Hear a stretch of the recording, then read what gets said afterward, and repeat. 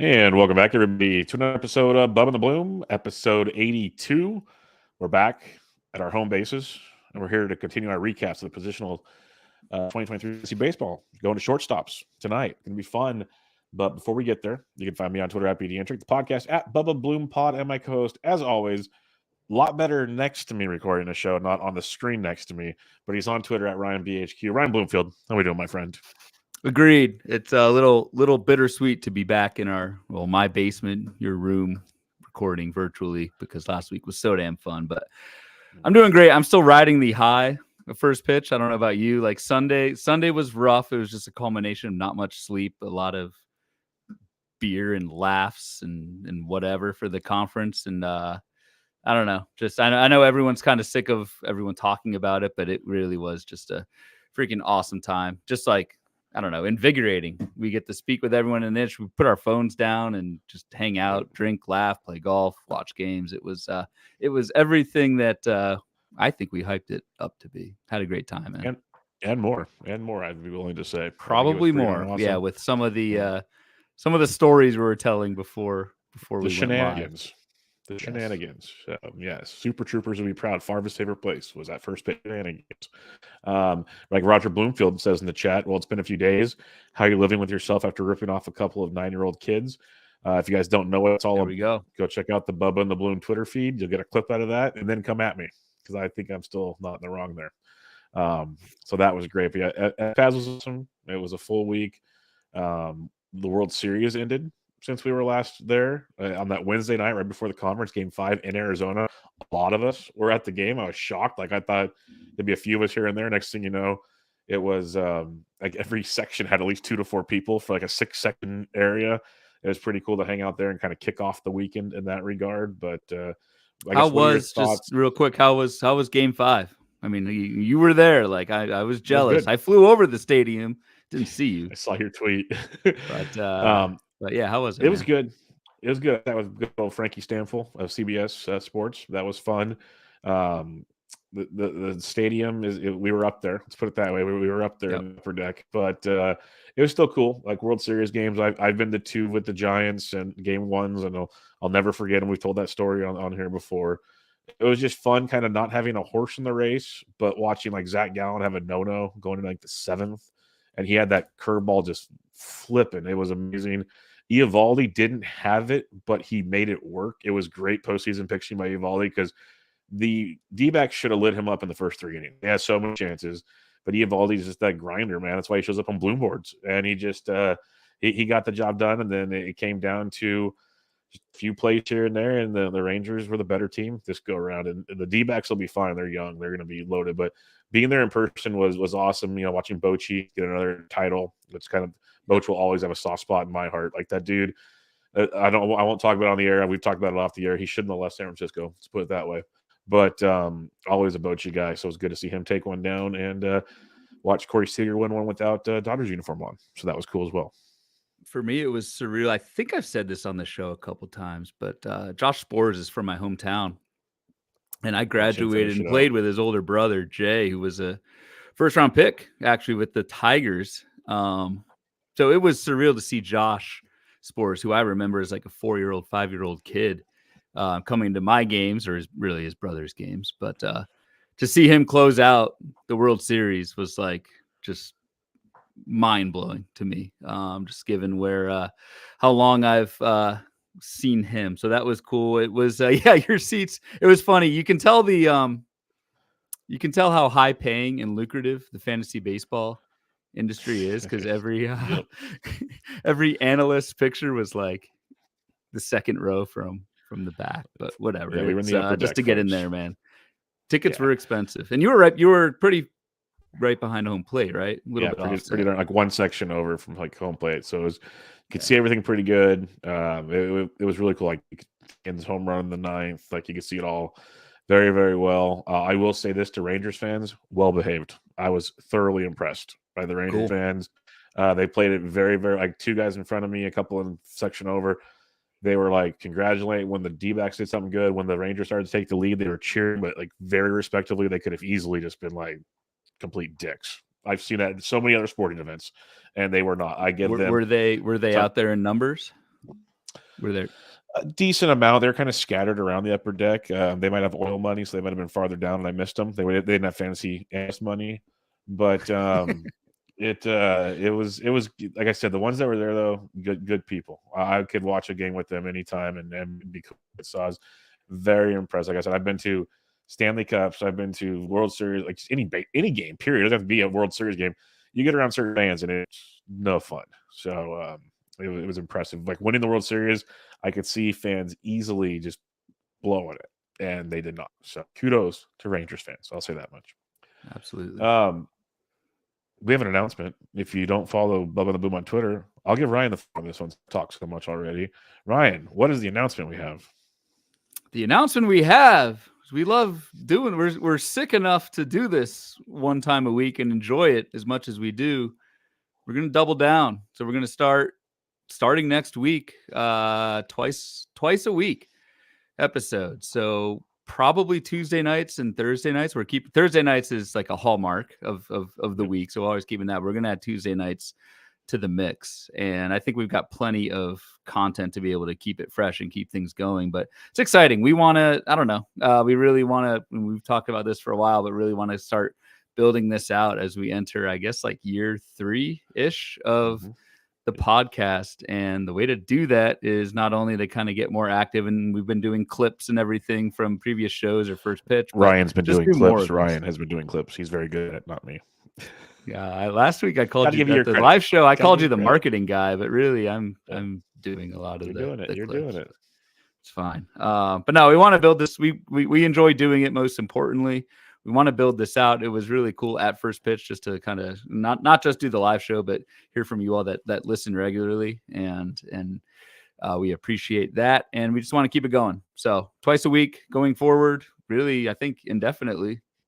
Probably in season, we'll talk about kind of the in-season plan, but expect us Tuesday, Thursday night, and then Wednesday and Friday mornings hitting podcast feed. And I hate doing this, but as we build this out, we need your help.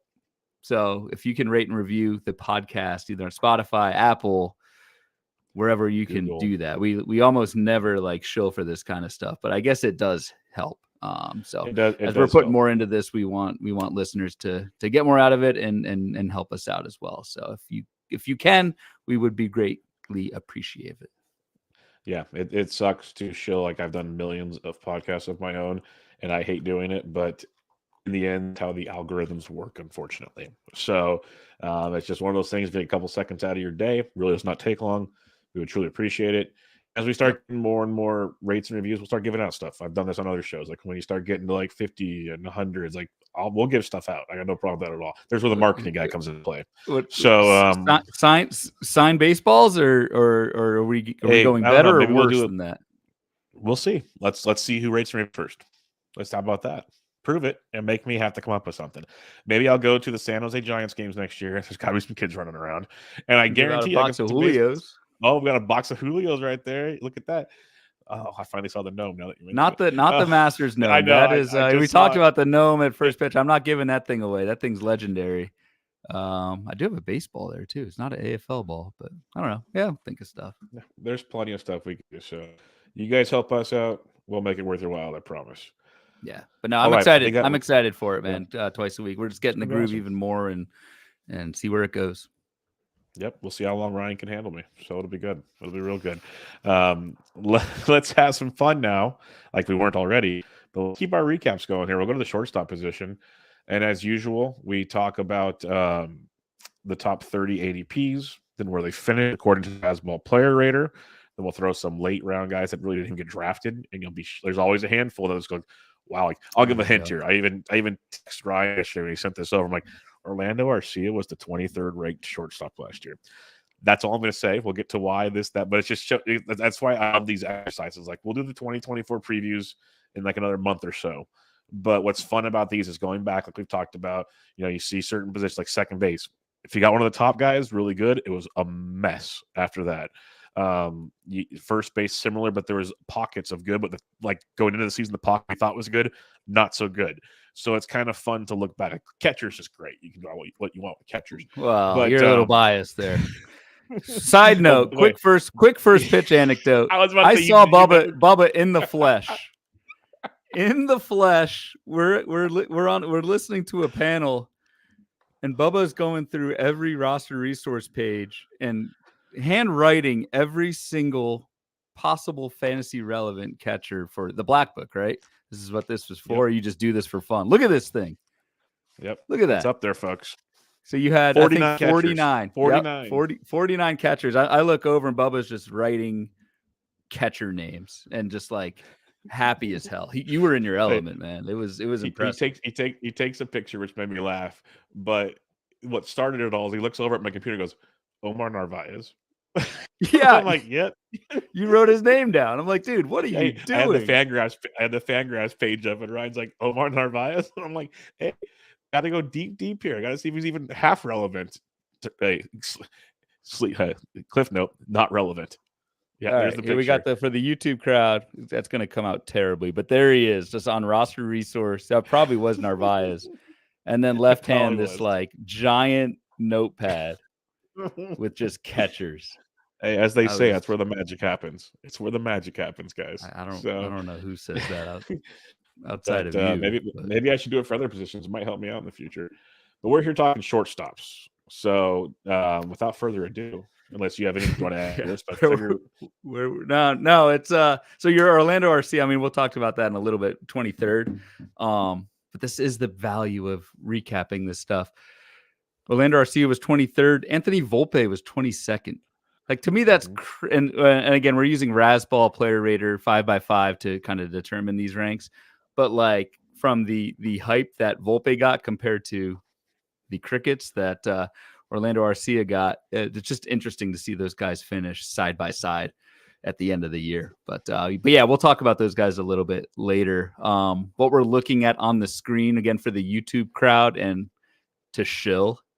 Visit the YouTube page, like the YouTube page, and it's a good way, I think, to consume the podcast because we do put the board up while we're talking about it and kind of reference it. But as we've done the last few positions, we've done catcher first and second. You're looking at the top 300 or the top 30 preseason ADP at the position, and then comparing that with the end of season rank per Razzball. And then we color coded average homers and steals just so we can kind of get a quick at a glance look at what the position did in general. And I took out some guys that just aren't relevant for next year, or like Mookie Betts was the top shortstop technically, but A, he wasn't drafted as a shortstop, and B, he's not shortstop eligible next season in most leagues, so took him out. But in general, this is what the pool will look like, and it's just, yeah, I thought very boomer bust with shortstop this year. Like, there were a lot of hits and a lot of not so much. But yeah, the top six or so are pretty solid. Then it gets into a rocky place. Yeah. Let's start at the top, though. A guy that many people as the season went on, but Trea Turner finished in a big way. First season in Philadelphia, maybe he had some adjustments to make. He was the first shortstop off the board at an ADP of 2 at the season's beginning. Finished still 4th, though. And I think it just goes to show you when you steal 30 bags, hit 26 homers, even only hitting 66. It was a strong season for Trea Turner, all things considered. And you throw in, he scored 102 runs even, which is a plus. What's your thought on Trea? I think most people are like, okay, he finished strong, we're good. But maybe some are still skeptical. I don't know. You got him at the turn early draft. I will say this much. And there's been 11 DCs finished so far. And Trea Turner is the second shortstop off the board with an ADP of around 9 or 10. So what do you got on Trea? Selfishly thrilled I got him at the 15-16 in our early draft because that's not going to happen again. Not really worried at all. Like, this is somebody who and Brian Rudd had his forecaster box on our team, which, by the way, Bubba, accomplishment today. We finished our team's player boxes, which is like a huge. So that's why Corbin tweeted out those nice words about you. That makes sense now. Finally let him off the hook, and he thanked me. We're 2 weeks away from release, so there's that. Yeah. But Trea Turner, like, the box was fine. Like, the second half rebound was fantastic. The steals are still there. He was a perfect 30 for 30 on the stolen bases. On stolen bases, like, hit 280 in the second half. I'm not worried at all about Trea Turner. I think you're buying a quote unquote dip if you get Turner in the middle first round, the top 10 pick. I think that's a no brainer given the track record in the 5 categories. Like, so there's just, I don't know. It's an easy pick for me. No doubt about it. The shortstop that is going ahead of Trea Turner is Bobby Witt Jr. He was the AP of 9, second shortstop off the board, finished first at shortstop this past season. He's got an ADP of between 3 and 4 now, which is fun because like last year everyone was wondering, okay, like is Bobby Witt worth the first round pick? That was a big discussion point in draft season. Is he worth the first round pick? Well, when you finish hitting 276 with 30 bombs and 49 steals, I think the answer is yes. And he made other improvements as well, Bloom. So what do you got on Bobby Witt Jr.? An amazing sophomore season, and he's only 23. He'll be 24 this year. And that's the thing. And so, like, first off, so we'll tell you all when we're right, the guys we like William Contreras, and we'll tell you when we're wrong. And for me, Bobby Witt, that was my, like, I don't know, everyone's picking a first rounder to avoid. For me, it was Bobby Witt, just because the track record and the plate skills weren't quite there. And damn, man, was I wrong. Like, so yes, Bobby Witt not only powered up, went from 20 to 30 home runs, not only did he ride the wave of the stolen base rules going from 30 to 49. For me with Bobby Witt, it's the year 2 plate discipline improvements. The K rate went down 4 points from 21 down to 17, fewer whiffs, fewer chases, more walks. Like, everything beneath the hood looks elite for this guy. 12% barrel rate, like the power's there. And Kansas City just lets him run wild. I don't see that changing at all. So like Bobby Witt, I would take over Trea Turner. I think the market's right 1-2, but damn, man, what a freaking season for Witt. It was funny the last weekend. I was following this because I was neck and neck with Dr. Roto and Labor, and like stolen bases mattered. He had Bobby Witt. Bobby Witt was trying like hell to get 50 stolen bases. Witt had 15 caught stealings. I swear like 10 of those was in the final weekend. Wow. It just was not happening. He could not get to 50, but he tried like hell. The best part about that, though, is that means they just say he has a green light, which is beautiful. Oh, yeah. Go run, kid. He does. That shouldn't change, which is a great takeaway from that as well. The third shortstop with an ADP of 13 finished 12th at the position, so not quite what you're hoping for, is Bo Bichette. Now, it's a conundrum of things because, you know, he got hurt, so he only played 135 games last year compared to his previous 159 after back-to-back years. He did hit 306, which was great. 20 homers, but you mentioned Witt took advantage of the new steals environment. Bichette only had 5 steals. And yes, some of the injuries involved leg situations, but there was a concern with Bichette like a few years ago that he doesn't run. In the pros, the minors doesn't run. Then he goes and steals 25 bags in 21, drops to 13 last year, dropped to 5 this last year. So what's your thoughts on Bo Bichette, who's the 7th shortstop off the board right now? He's falling in compared to years past. I'm not saying they're wrong because he's not getting the steals, but what's your thoughts on Bichette? I mean, Bichette was the only one of the, and I feel like we say this with almost every position, like the market's damn smart. 5 of the top 6 shortstops return top 6 value. That's really good and really hard to do. Bichette was the only one who did, and Bubba, like you said, finished 12th. So like, not a terrible season. Like, I mean, he did hit 306. It's almost like a valuation thing where like, how much is Rasball weighting batting average versus the lack of counting stats? Because if you do hit 306 near the top of Toronto's lineup, like that'll play. He also had 70 or 69 runs, 73 RBI. But like, I do not understand injury is the only conceivable thing I can think of why Bo Bichette in his age 25 season would just stop running with the new rules. So it's always a double-edged sword, man, too. Like, okay, if we do blame it on the injury, is it just going to magically go away and next year he's going to run wild, or is it something else? Bichette had knee problems in 2020. This year it was a quad and a knee thing. Like, can we expect Bichette to go right back to like 15 stolen bases? I'm not sure we can. And so it's just, it was definitely to get 25 home runs plus steals from Bichette and 600 plate appearance was pretty shockingly bad. It was my big takeaway there. Yeah, looking at his sprint speed, it's 42nd percentile sprint speed this past year. Yeah, So it's like he's like an old man out there, dude. Yeah, that's not something you want to see from someone at Bichette's age. He's 25 years old. Like he's running still faster than me. I'm not gonna say I'm that fast, but he's taking a dip like he would be a guy like me running around bases. Is what I'm trying to say. So that is definitely less than ideal. I should find some. We saw some of your baseball. sprint speed out at Dobson Ranch, cart path only. You had to jet out there a little bit. For a big guy, people are shocked I can actually walk a lot. Like I can actually move around and do things because I don't mind it. I carry most of my weight in this thing called a beer belly, and it's just a problem I got to get over. But yeah, maybe Bo and I can go through some similar training. We'll see.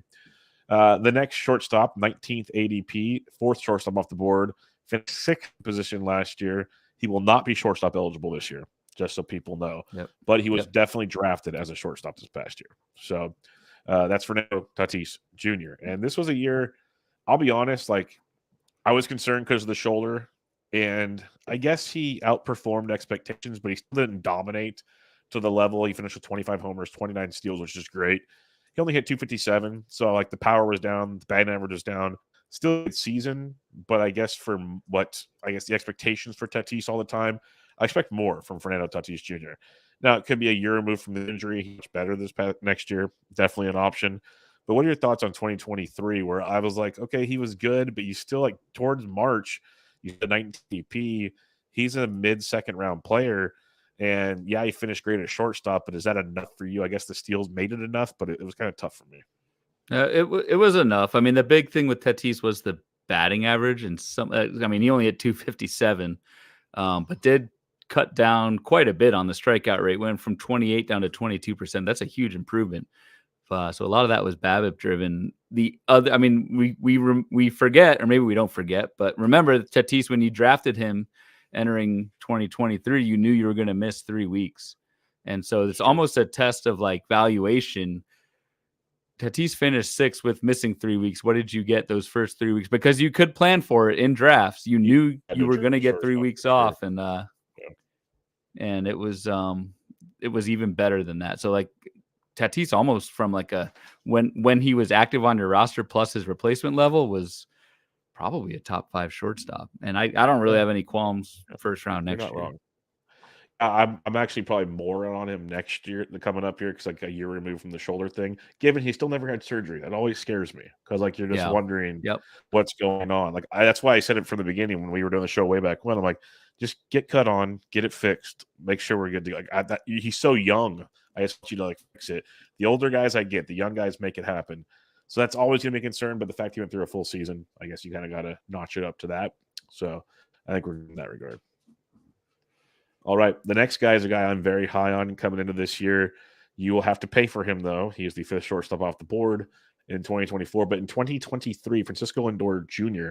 hit an ADP of 33, the fifth shortstop off the board, finished second at the position. This was year 2 or 3 with the Mets. Still 29 years old, will be 30 this year. He hit 254, 31, 31. He had a 30-30 season. I believe it was the 4th Met to do it. I talked about it on the First Pitch podcast when it happened. It was 3rd or 4th Met. So it's going to be great for Lindor. I'm a big fan. Jeff's in the chat saying Tatis had surgery, but I don't think he had the big shoulder surgery, did he? I thought he had the wrist surgery.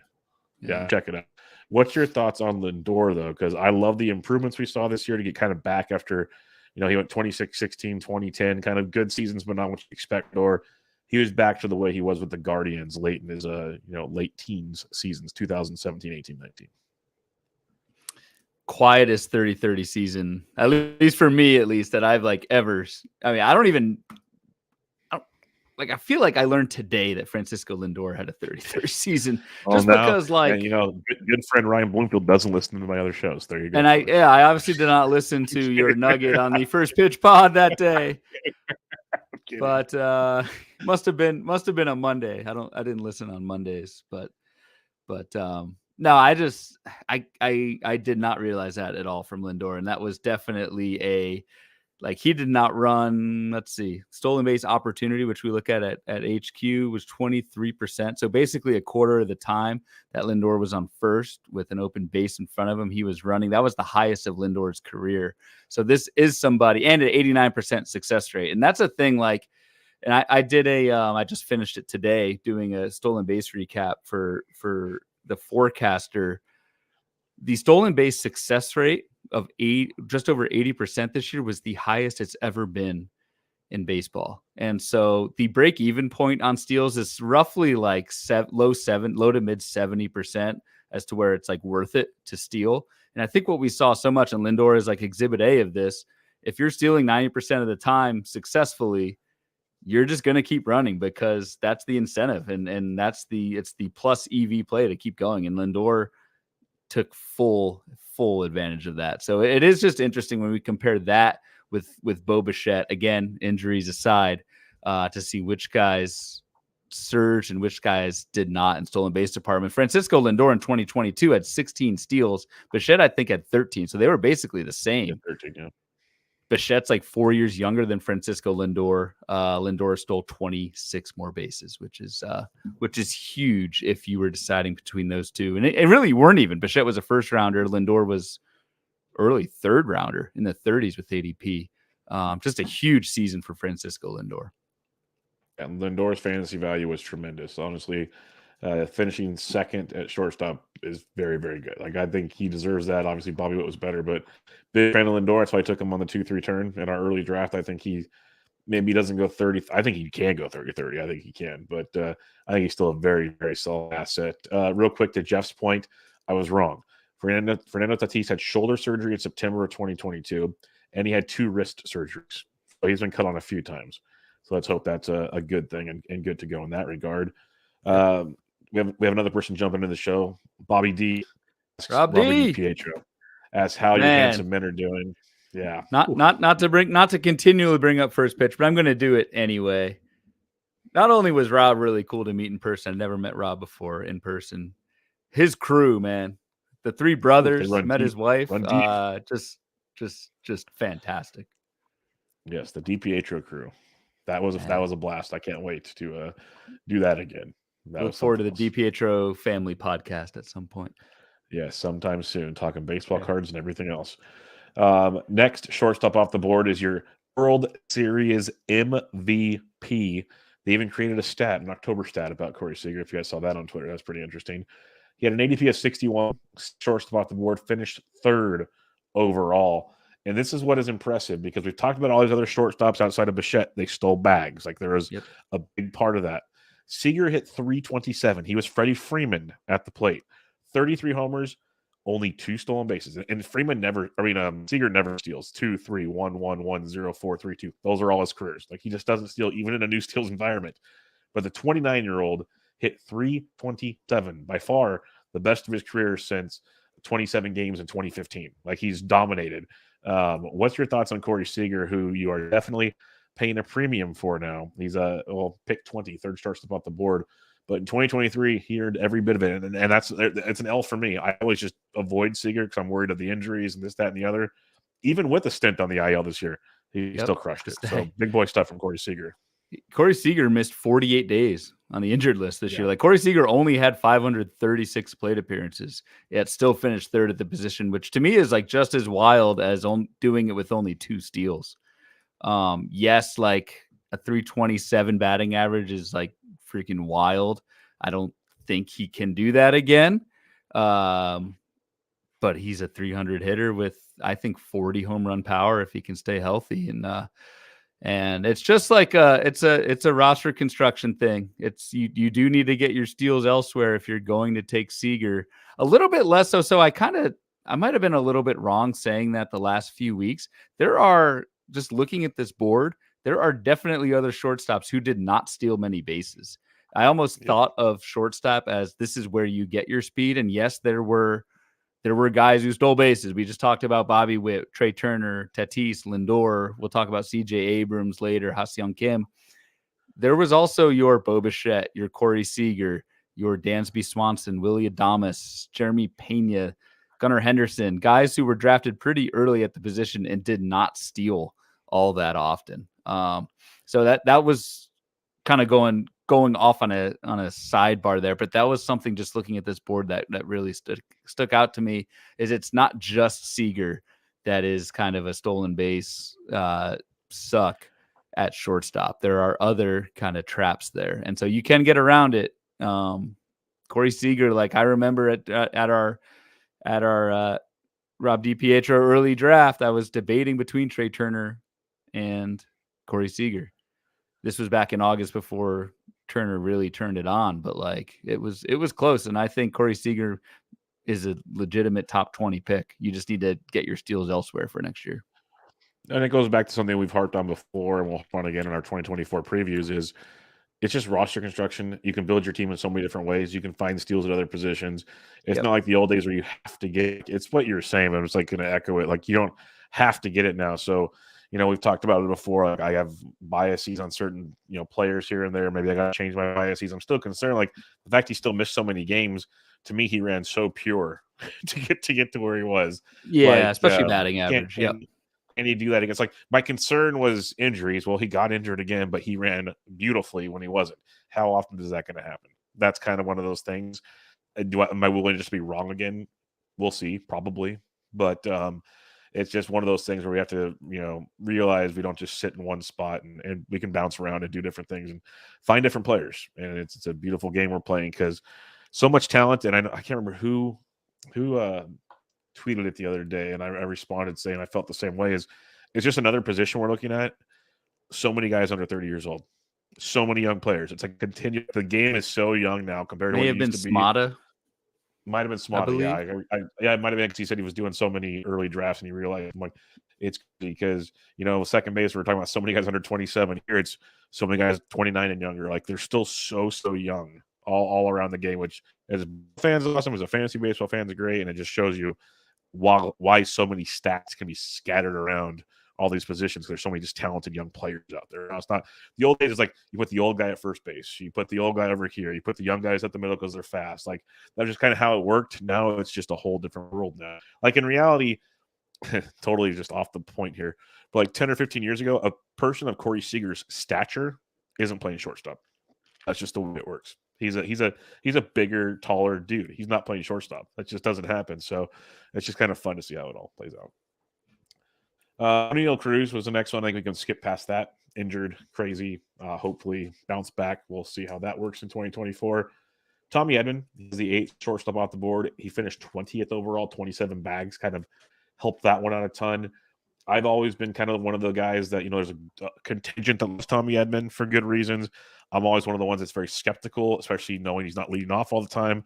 I think we hit on him a bit at second base, but did you have any more on Tommy Edman? No, not really. We talked about him last week, two weeks ago, last position recap. But just real quick to kind of recap, as weird as that sounds, it's like he's been pretty stable hitter. A lot with Edman from a skill standpoint. A lot with Edman was the lineup position, hit 9th more often than he did lead off this year. And the steals, like he had always been a 30 stolen base guy the last few years. And in previous seasons, that mattered a lot more. That was a lot more valuable from a valuation standpoint. In 2023, with everyone stealing a lot more bases, Tommy Edman's 27 steals, while still pretty good, did not separate itself as his main skill from the rest of the pack. So like from a dollar standpoint, that's why you're seeing Tommy Edman go like 20th. Is you just didn't get many homers, okay batting average, and the 27 steals aren't enough like by itself to really get him into the top 10. Yeah, fully agree with you on that one. Next, shortstop on the board here is Dansby Swanson, first year in Chicago.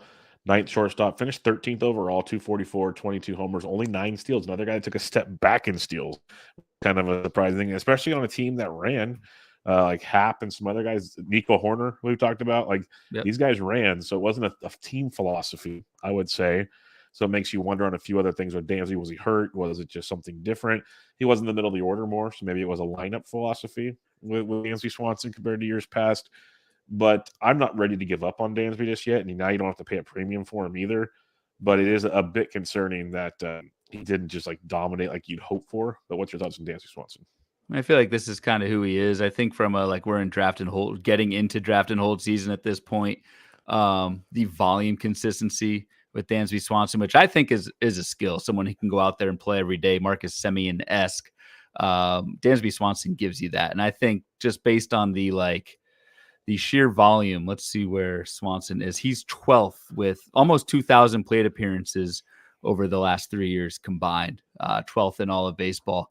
That boosts your floor extremely, extremely high. Like Swanson only hit 244. I think that goes up a little bit next season with only, like you said, Bubba, those 9 steals. But if you can rack up consistently 650 plate appearances, now line up with, they may lose Cody Bellinger, so we'll see how this ages, but a lineup at least in 2023 that was pretty damn solid. Bellinger had Swanson had 81 runs, 80 RBI, like in a quote unquote down year. For Swanson, I think he's about as safe as you can get and contributes a little bit in all 5 categories. I think this type of line is probably what you'll see, maybe with a few more hits going forward.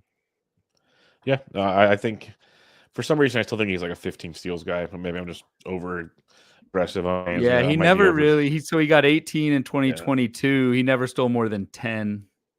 Maybe that's why I feel like I know I was all in on 2022. Maybe I'm just like, okay, be this guy, Dansby. Be this guy. So it could just be me. Again, I say it a lot, broken record. It's a biases thing. And it's just I think you're spot on about the team thing and where he was in the lineup, because Swanson was 9 for 10 stolen bases. I don't think it was an injury or anything like that. He was plenty effective. He just didn't get a middle of the order. He's there to hit bombs and drive guys in. I think that's just kind of where things went. Because in the past, he was either top of the order or bottom of the order in Atlanta. And that obviously changes how work with your team. So I'll have to kind of see team context is a big thing these days. Tim Anderson, RIP. He's going to be looking for a new team. 245, 1 homer. Finished 47th. I would have took the under on that one. I would have thought it'd been worse. But did we do find out he was injured the entire season? Need surgery? Yeah, man. You like that video at the live show I threw up there? Yeah, unprovoked? Yeah, you did.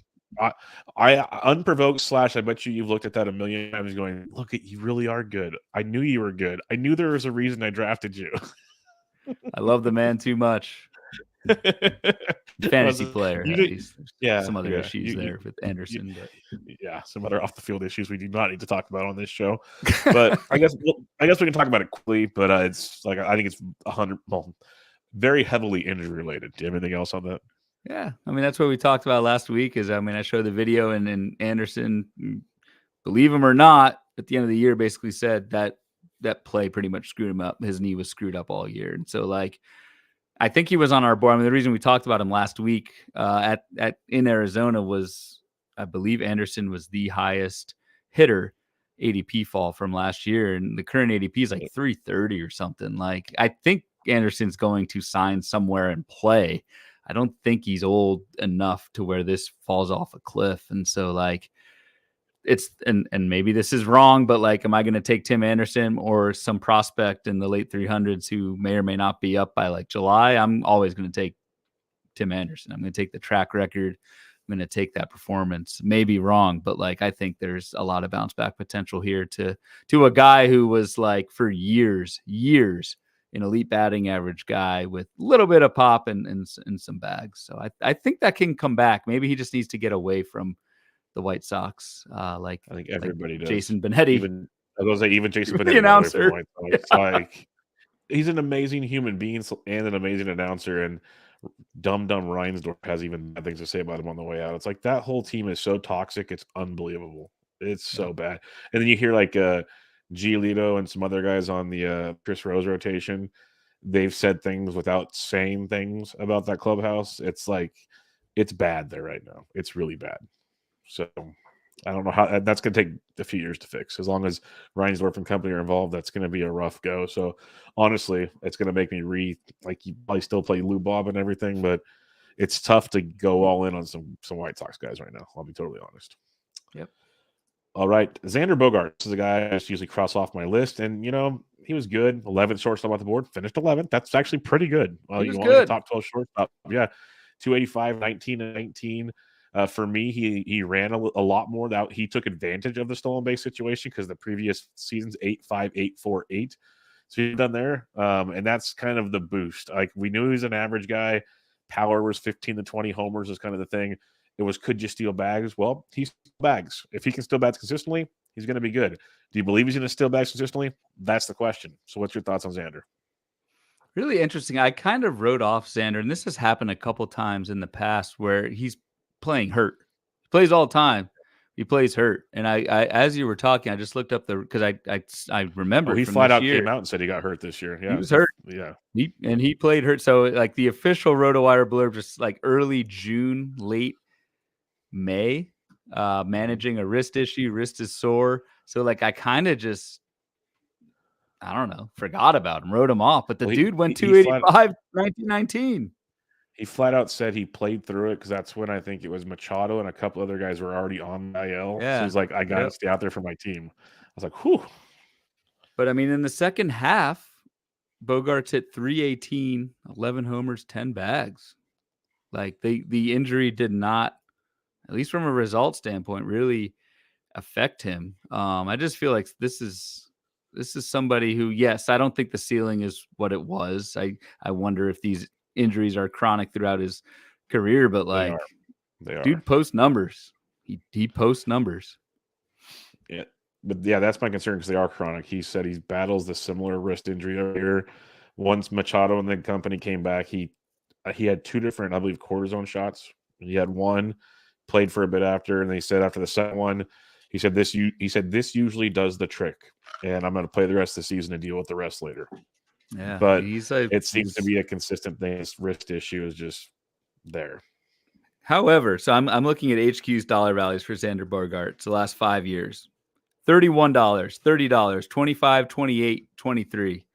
It's pretty good. Like I don't think Bogaerts gets enough credit for really putting up consistently elite batting averages. And I've said this a few times. Yep, he's boring, but he puts up elite batting averages and does other stuff. And that is a pretty rare skill set in today's game. And Bogaerts consistently does it. What roto category is other stuff? I'm kidding. Runs. He's got 90 runs. 84 runs, 83 runs. Dude runs. He gets the runs. He's on a good offense to get the runs, especially with those taco stands in San Diego. GMs, which another first pitch. Glad. Did you hear about the GMs meeting? Oh, yeah. They basically got all canceled because of, the norovirus. Very happy that wasn't very far from first pitch. I got my money on Bobby Nightingale starting that one off. Could very well. Wrong report. He spews it out of his mouth. But yeah, the Bogaerts thing, I guess you're right. You're not paying a premium for him anymore. It was always my concern with steals. Like he got the steals this year. If he gets 15 plus guy, then he's 100% worth his price tag, like easily. But even without 15 steals, like you mentioned the values that came back in recent years, it's still a dang good ball player. So again, roster construction, I guess, because that was the one thing that always kind of kept him interesting on drafts is that batting average is consistently like 280, 290 plus with the 300 a lot of the time. And that's so hard to find, especially the deep where you go in drafts. We talk about that all the time. Xander gets you that big one. I'll save it for 2024 preview, but I have a better idea of how I would like to utilize Xander in a roster construction format. But it could be interesting to think about for sure. Gunnar Henderson. This is a fun one. He was a 12th shortstop off the board. Same 80-91 with Xander. Finished 8th overall. 255, 25, 10. So no stolen bases. Many people dropped him at one point early in the season because he was terrible, not good. Yeah, literally people thought he was getting voted at one point in time. Fangraphs is working extremely slow right now, so I was going to give you some stats, but he was essentially a second half of the season, maybe 2/3 of the season, absolute beast, absolute monster. And this is what has propelled him into a top 3 shortstop in drafts in 2024. I don't see why not. Like, I think the sky is there. I guess the question is, you're drafting him that high. Will he start running more? Grand scheme of things, dude was awesome in his big first campaign. Yeah, kind of. I'm gonna pour a little bit of cold water on that one, Bubba. A little carried away. He was, yes, the last from June on. Henderson was 6 homers in June, 6 in July, 5 in August, 6 in September. Like that was really good. The one thing we lamented with Gunnar Henderson was just his passivity, if that's a word, at the Yes, it plate. is. He turned that around in the second half. The walk rate went from 13%, which is like super high. And for fantasy, this is one of my pet peeves for fantasy. It's probably actually a bad thing to have a walk rate that high. Cut the walk rate down to 6%, made a lot more contact in the second half. So Henderson was much more aggressive at the plate in the second half and did hit 17 home runs in the second half. So like that is pretty damn good. Maybe I should pour warmer water on Gunnar Henderson. 267 second half, 5 steals. I think the question is with Henderson for 2024 at least is what does that stolen base total look like? I think this is someone who can provide that plus batting average if the second half approach sticks. Just how often is he going to run in Baltimore? Yep, that is the conundrum. But I think we got a lot to like there with Gunnar and Adley. Yeah. So many parts of that lineup, but there's going to be a lot of counting stat production with those guys. So big boy stuff there. We'll start moving a little quicker here. So I wanted to hit the top notes here, but Willy Adames, a guy that I love, 217, 24 homers, 5 steals. Yeah, it's a big L over here. Big L, big L. He was one of those guys, though, that you keep looking at his numbers from time to time and you're like, oh, it's right there. It's right there. It's right there. And then, no, it wasn't. It wasn't. I know Tid liked him a little bit. I know Mike Curlin was on him. It was just one of those deals with Willy Adames. Like, you look at his month-to-month stats, and it was 240, 165, 185, 222, 239, 240. Like the 239, 240, that's kind of who he is. So he finished the year, last months of the year, hitting well, 7 home runs in the last 2 months of the year. Those are things you want to see from Willy Adames. But as a whole, obviously a very, very disappointing season for Willy. I'm not giving up on him yet, just for the fact that still he's 28, just turned 28. He's still super young. But there is a lot of that was a step back I wasn't looking forward to. So what's your thoughts on Willy Adames? No, I mean, you covered it. That's your boy. You covered it well. I have nothing. It was rough. Like the X stats always looked great. That's why I was like, it's coming. It's coming. I mean, I'm looking at him right now. It's just like, oh, it just never happened. Jeremy Pena is another guy. If I didn't get early shortstop, there's Adames and Pena for me. And I still survived the season, but not because of these guys. Pena, 263, 10 homers, 13 steals. Started out really well, faded quickly, started hitting 8th in the lineup, and just kind of disappeared. So even Mauricio Dubon started playing shortstop over Jeremy Pena. Dude, 10 home runs and 630 plate appearances. That's bad. Yeah, especially in that ballpark. It's bad. And I'll admit that was a concern many people had. I'm like, no, he can do it. 22 homers last year. Like, he's this guy. But you looked at previous seasons and everyone was like warning me. And yeah, he reverted back to that dude. So can't deny that. He actually hit bigger in the second half. That's hilarious. But he had Jeremy Pena. Okay, here's a fun one. How many home runs do you think Jeremy Pena hit in the second half of the season? Yeah, I've got it up now. Yeah. As many as Tim Anderson. 0 home. No, Tim Anderson had 1. Oh, Anderson had 1. Yeah, never mind. Yeah. Jeremy Pena, 0 second half home runs, but he hit 284 compared to 10 homers and hitting 246 in the first half. And yet that stands out in a big way to me. I'm wondering what's going on. Better average, no power. What happened? Wow. Yep. I'm curious. Something to dig in on. Med Rosario, your boy, 63, 6 homers. Yeah, I gave you the L for Willy Adames. I'll take mine with Ahmed. There you go. He's returned the favor. Put the L on the screen. Damn, man. Well done. Well done. Yeah. But just never happened for Rosario. Never happened for him. Got traded, didn't play regularly, and I don't know. Still buying a little bit of a dip for next year, depending what the price is. But yeah, pretty disappointing. Only 15 bags. I wanted 30 out of them, and just didn't happen. Yeah, 24th shortstop off the overall in the season. Now the 16th shortstop off the board, Carlos Correa, finished 33rd overall, hit 230, 18 homers, 0 steals. He does not steal, folks. This is who he is. But he's also hurt a ton because this is who he is. It's a shame because when he's healthy, like we say this every single season, power's there. He can drive in a ton of runs in the middle of the order. But the average, I think, is what surprised me the most this year. My Carlos Correa moment of 2023 was when we were on a live podcast and when he signed with San Francisco. You remember that? Yep. You were not happy. Nope. No, I was not. Dodged a bullet. We didn't have to edit anything, thank God, because we don't edit things. But and I controlled myself like a professional. Like a professional. I limited the anger.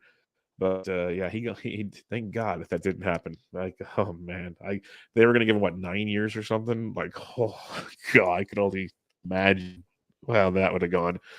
But yeah, he's done. Nico Horner, talked about him last week. He's the 5th overall shortstop at the end of the season, hitting 283, 9 home, 43 stolen bases. Covered him last week though. Beast. Javi Baez, the 18th shortstop off the board, finished 36, hitting 222 with 9 homers, 12 stolen bases. And if people, for some odd reason, listen to the show and don't follow Pitching Ninja, I recommend checking out. He gave out his award for like something swings out of the strike zone. He used 50 cents first pitch and had a Javi Baez chasing it swing. One of the best gifts I've ever seen. Like, I highly recommend checking it out because it is perfect. Any quick thoughts on Javi Baez? Didn't you meet Pitching Ninja? Were you telling me that? I briefly did. I made a fool out of myself because I'm World good at Series. that. Yes, I met him at the World Series. Thank you, Nick Pollock. We were all hanging out for a little bit, but he has no idea who I am, so it's okay. Like Nick was trying to be like awesome as Nick always is, and started to said, "I'm trying to hook you up with Pitching Ninja Rob," and I'm like, "Yeah, he doesn't care who I am. I'm not on that level." His loss. His loss. We all know who you are, Bubba. Yeah, well, I appreciate it. Nexius podcast runner-up. It's cool. We talked about Thairo Estrada last week. He finished 16th at shortstop. I think we both kind of agreed. Healthy. The dude's beastly. Vaughn Grissom. This was why we'll get to Orlando Arcia later. Vaughn Grissom was what people thought would be the shortstop in Atlanta. He was the 20th shortstop off the board, 81st at the position. He did hit 280, but there's a 0 and a 0 next to his home runs and stolen bases. And for you trivia folks at home, he had the last at bat for the Braves in the postseason this year as well. Yeah, and hit 280 over what?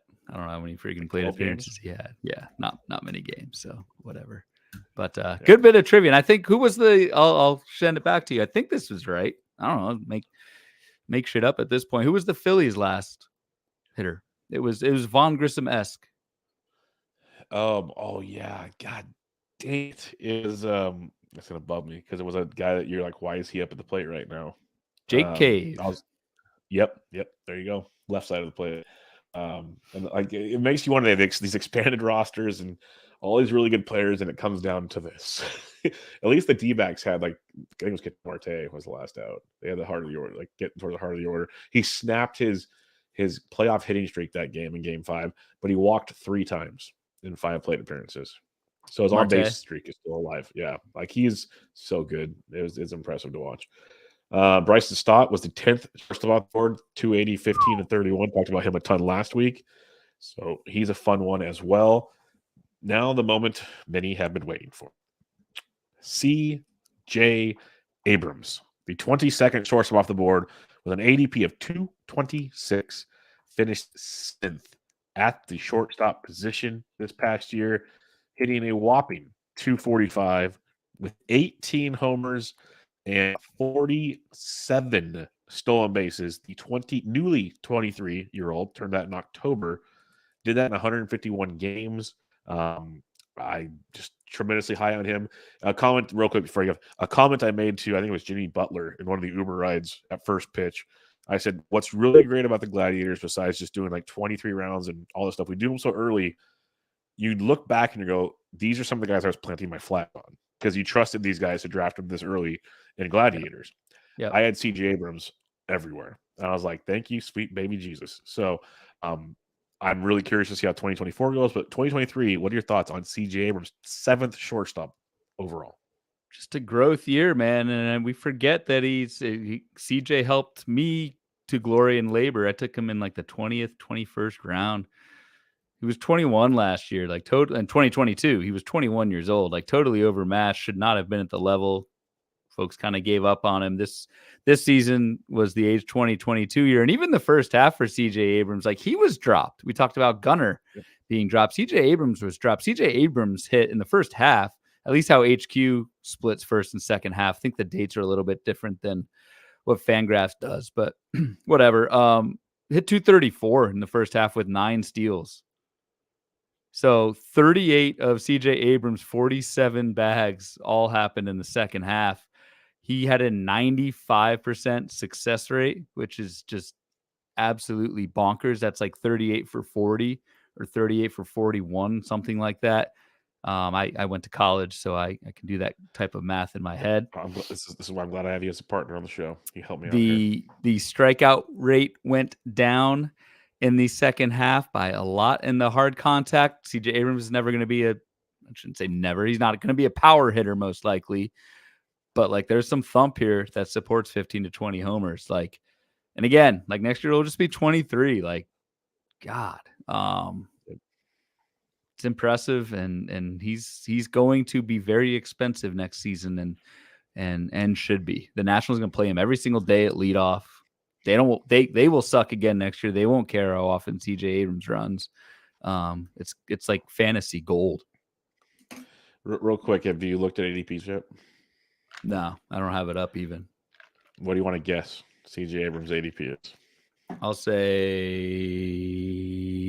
50. You're close. Through 11 draft champions, 42. 42. So, yeah, into the third round, CJ Abrams. Hey, makes sense. Yeah, shameless plug. Lauren Auerbach, amazing human being at First Pitch. She contributes at Fantrax. She does football and baseball. Big-time Nationals fans. I had her on my Nationals preview this past year. We talked a lot about CJ. And one of the things we both loved about him was things you mentioned. Young. The hype train was so large in San Diego, they kind of screwed it up. And the thing you mentioned last was what I absolutely loved about taking a chance on CJ Abrams. What do the Nationals have to lose to play this guy every day? Like, you traded for him. You got to see what you got. It's that simple. They had no reason not to see what CJ Abrams had. And it's amazing. Young players, after getting some reps, you start to figure things out. Shocker. Like, they just stuck with them. Here it is. You know, other teams, like, maybe Von Grisham's really good, but the Braves are so good, they're not going to stick with them. That's just the reality of the situation. Yep. Like the Nationals, Royals, like some of these teams, it's like the joke we always make Tigers. Bad teams do have good fantasy players because they have to end up playing them. It's just the way it goes. So, CJ and like, there will be articles written, I'm sure, everywhere. Who's this year's CJ Abrams? Like, I think a takeaway is guys in year two can still be really good if they fail in year one. Like Jordan Walker comes to mind. I mean, that type of player. Who was that? Oh, never mind. You're talking about guys for this next year. You're right. Yeah, who like sucked this year. It's just it happens. The prospect growth is not linear, and CJ Abrams, I think, is the poster boy for that. 100% on that one. Next up, Ezequiel Tovar, phone one, 15th overall at shortstop. Talked about him a bit at FPAS on last week's show. Hit 253 with 15 homers and 11 steals. For those that weren't at FPAS, Bloom, you had some nice things to say about him. So, what are your thoughts on Ezequiel Tovar, who, again, he was 21 last year. My God, these boys are young. Exactly. That's a key component to this. This could go off next season. Tovar, we talked about him at FPAS because he was on the homer to barrel lagger list, meaning he had a bunch of barrels with not many home runs to show for it, only 15. Some of that is the park. Coors isn't as homer friendly as some like to believe, but the raw power was there. He needs to run though. Like, he needs to run, and he still might. Like, again, he'll be 22 next season. The stolen bases, I thought Ezequiel Tovar playing every day would go 25, 30. I thought he had that kind of speed. And the plate skills weren't that great either. But again, that can really change in year two. And similar parallel with CJ Abrams, what do the Rockies have to lose? Like, they're going to play Tovar every day. I think Tovar could kind of be a 2024 CJ Abrams, although he didn't quite totally fall flat on his face this year. It's a good call. I like that a lot. Jorge Mateo finished 31st. Luis Urias finished 75th. Ha-Seong Kim finished 9th. We talked about him last week. He had a great season. John Birdie still finished 32nd with 16 steals. But, like, do you even – I just can't draft them. I don't know about you. Like, it's just so all over the board. Birdie? Yeah, just too hard to roster regularly. Yeah, doesn't play enough. Chris Taylor finished 27th. He was hurt a ton, but still finished with 15 homers and 16 steals for the Dodgers. Luis Rengifo was an interesting one, 264, 16, and 6, finished 28th. A lot of that damage was like in the last month to 2 months of the season. He really turned it on. And then Oswald Peraza finished 72nd. So out of that grouping there, they all kind of like, blah. Do you have any thoughts on the bottom end of the top 30 at shortstop. No, I don't think I've ever heard Luis Rengifo and the word interesting in the same sentence before. So okay, well now you're going to make me look stuff up to make him interesting, aren't you? This is what setting DFS new. I don't know. Maybe he was. Let me What was pull interesting up about him? because he led off perennially towards the end of the year when they traded everybody, and That's true. So here you go. Here you go. July he hit 315 with 6 homers. August 327 with 4 homers. September 360 with 2 homers. Yeah, just didn't steal any bags. He only had 1 steal in the second half, but he had 11 homers in the second half and hit 318. Yeah, all right. That plays. I stand corrected. Well done. That's why we keep you around. This is where DFS comes into play. I would give 2 S's about Luis Rengifo exactly. Otherwise. Like I did not watch once Ohtani went down. I did not watch a single Angels game, and that's probably when Rengifo. Yep. And you have multi-position eligibility. He's just one of those dudes that you were like, wow, where did this come from? And it'll make it one of those where we'll see how the next season goes, but we'll talk about that later. Yeah, he'll be second, third, short, and outfield next year. Massive. Like he's a great DC type play. Yeah. Phenomenal because he helps you fill that roster out big time. And just for fun, I guess, since I have the ADP up here, he is currently 288. So it's not even that expensive. So he's going 100 picks or 50 picks ahead of Tim Anderson. So you got that going for you. All right. Let's talk about some guys that were drafted outside of the top 30 or not even drafted at all, potentially, that finished very, very well. And this is one when I mentioned I texted Ryan about Orlando Arcia. Ryan came back with this gentleman who is 28 years old. He'll be 29 in January. That's JP Crawford. He finished the season as the 14th shortstop off the board with an AP of 415, hit 266 with 19 homers, 2 steals, and scored 94 runs for the Mariners. OBP skills off the chart for JP Crawford. What's your thoughts here? Because you actually, if you said it in FS, like you don't have a team, but if you had to pick one, it's probably the Mariners. Like we kind of go with. So you at least kind of have them in your backyard. So maybe you know a little more, maybe you don't. I don't know. What's your thoughts on JP Crawford? It's just interesting. Like JP Crawford was looked at as a boring veteran. You know what you're going to get. Doesn't always happen that way. Even the boring old veterans can change things and be a lot better. And in JP Crawford's case, that happened. Now I think for next year, I think this was JP Crawford's career year, but it's just interesting how sometimes you just draft guys for volume and just to have a steady spot in the lineup and they kind of go off because this stuff's hard to predict for the prospects that we've been talking about, but even also sometimes the veterans. There was the driveline narrative with JP Crawford, which I think is interesting. Tim Anderson went to driveline as well this past season. So I did notice, I think Jeff Zimmerman put something out. It sounds like he's doing a study on over the past 3 seasons, who has gone to driveline and when, and what that following season looks like. Just like we talked about with Little Book of Calm on our last show with the free agent contract year thing. It's just interesting to see driveline's another example of that of yes, there's this narrative out there. What does the actual numbers look like? What's the track record of this guy? So that'll be interesting if and when it comes out. But I don't know. Crawford, I honestly, my opinion on him doesn't change that much with this season. It was a great year, but I think it was also a career year. Probably not in at whatever his ADP will be because just sheer regression. I think this is mostly the same guy. Yep, I'm kind of with you there. It's one of those, if you can get him late as a middle infielder, sweet. Am I going to force my hand on JP Crawford? No. So kind of see where it goes there. Elly De La Cruz, 7th shortstop ranked on Razzball at the end of the season, ADP of 431. I think if you're listening to a show right now, this time of year, you know who Elly De La Cruz is. You know the fireworks that came with him. You saw the downfall towards the end. There's been charts everywhere that maybe his patience was better, but his decisions were not great. Depends on what you want to look at. There's so many factors to Elly. We can't deny the talent, but is it going to transpire to fantasy greatness? That is the question. So what's your thoughts on Elly De La Cruz? I had 0 shares because I did not have enough money to get Elly De La Cruz. And quick thing, Rob McCabe, who had talked on the show a lot, gave a presentation at FPAS. Yep. He looked at players that benefited the most, in 12-team leagues on OCs via Fab.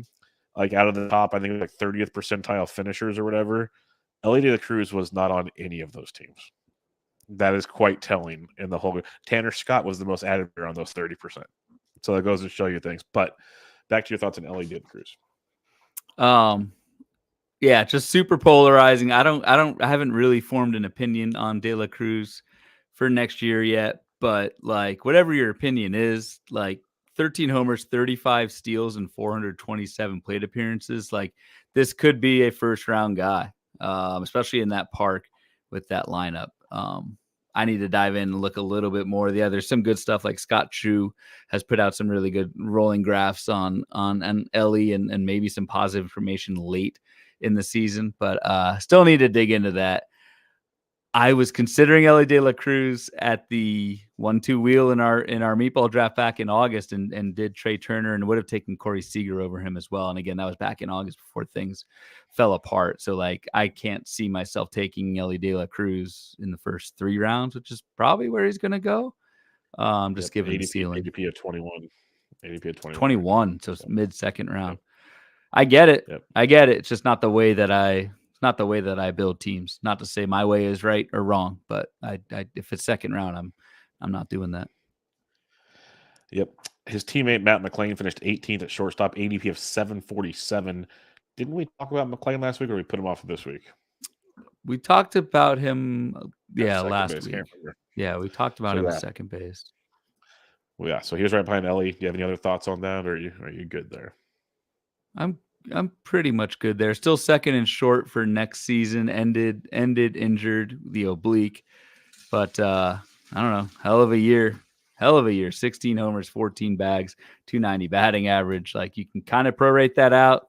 Wouldn't recommend it. I don't think that pace is going to hold. But superb year for Mr. McLain at a relative bargain in terms of fab compared to Elly, but also all of the starting pitchers that were seemingly going every single week. McLain was like the impact bat to get given the price and fab. For sure. Other two mentioned earlier in the pod, Anthony Volpe, 22nd shortstop, ADP at 329. Orlando Arcia, 23 overall at shortstop, ADP of 611. Arcia had 17 homers, hitting 264. I'm not buying that. Maybe Volpe's worth buying, but any thoughts on those two? No, just fascinating that those are the two guys that are next to each other as quote unquote breakouts, but even just finished that low, that high for Arcia and that low for Volpe. Like Volpe, that's tough, man.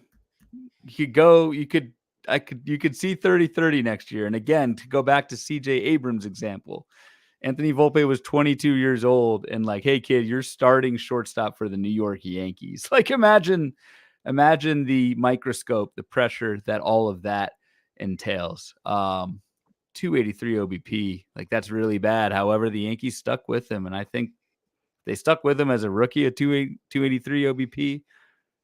I mean, they probably will in his sophomore year too. So, I don't know. Just fascinating to see with Volpe. I just didn't realize, and maybe again, it's a Razzball valuation thing, just really devaluing that 209 batting average, which not only is 209 bad, 600 plate appearances of a 209 batting average is like, that's kind of death.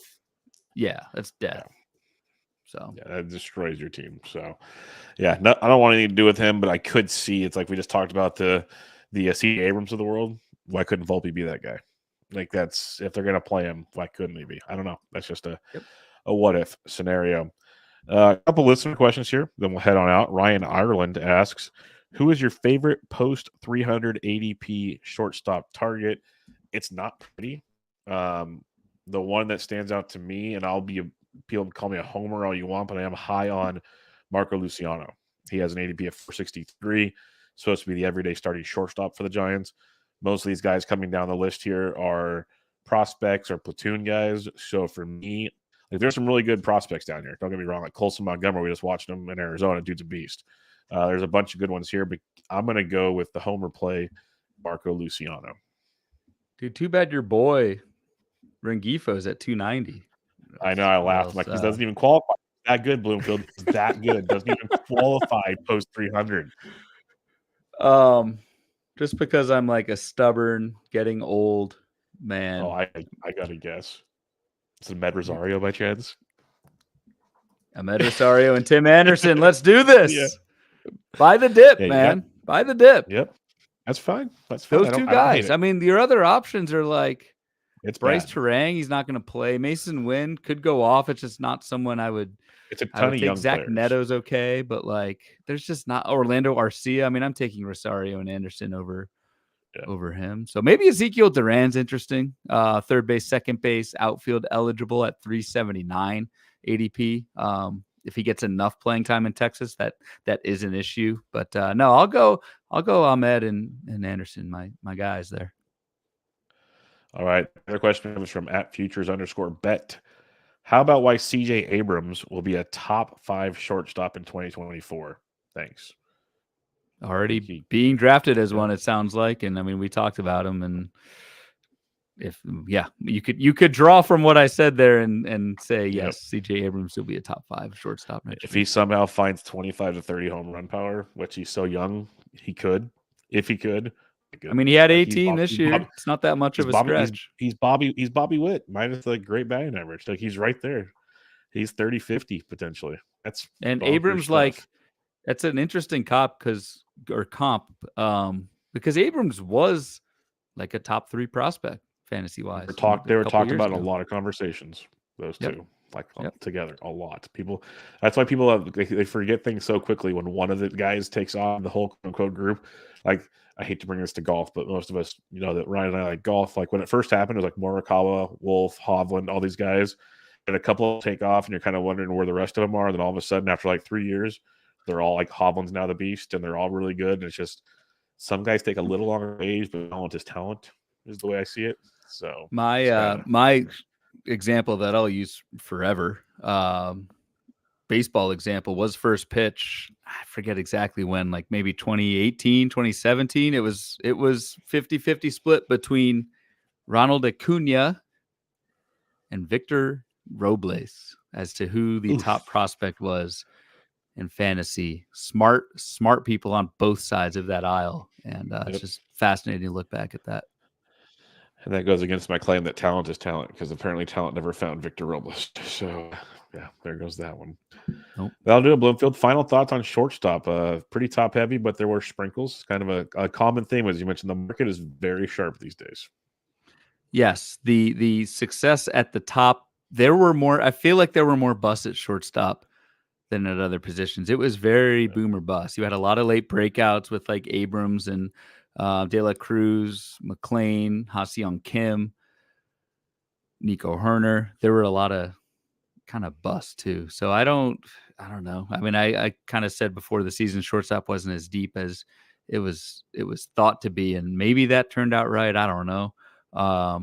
But a lot of boom and bust, and more low stolen base guys than I thought. I thought there were a lot more steals at shortstop than there were in 2023, but still had plenty of, you had your 340 stolen base guys and Witt, Herner, Abrams. You had a bunch of 30 stolen base guys, but again, you also had a good number of like single stolen base guys, and that's tough from a roster construction standpoint to build around that at other positions. You just need to know what you're getting into.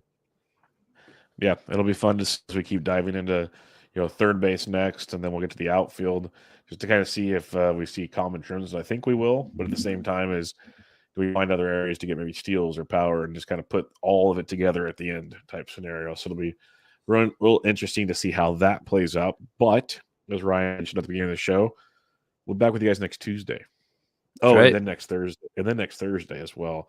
So I'll have third base on Tuesday, out review part 1 on Thursday, and we'll get those coming at you. I'll say the show line this time. If you guys rate and review the podcast, it would be much, much appreciated.